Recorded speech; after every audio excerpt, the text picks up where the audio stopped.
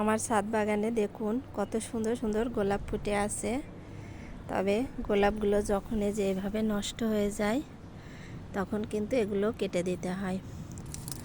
আসলে রমজান মাস শুরু হয়ে গেছে, ছাদে আসার সময় পাচ্ছি না, বিকেলে অনেক ব্যস্ত থাকি। এখন দুপুরবেলা এই রোদের মধ্যে আসলাম, এগুলোকে কেটে না দিলে তো গাছের ক্ষতি।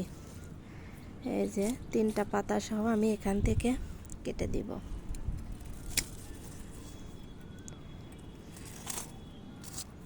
এই যে দেখুন এভাবে 2-3টা পাতা সহ কেটে দিতে হয়, তাহলে এই যে এখান থেকে আবার নতুন করে কড়ি আসবে। আর দেখুন এটা মনে হচ্ছে বীজ হতো, রেখে দিলে মনে হয় ভালো হতো, কিন্তু কেটে ফেললাম। যাই হোক, গোলাপের বীজ হয় শুনেছি, কিন্তু এখন পর্যন্ত আমি দেখিনি। কিন্তু এটা একটু অন্যরকম লাগছে, মনে হচ্ছে বীজই হতো। যাই হোক, এখানে আরও অনেক গোলাপ শুকিয়ে গেছে, সেগুলো কেটে দেবে। যেখানে একটা শুকিয়ে গেছে এটাকেও কেটে দিব।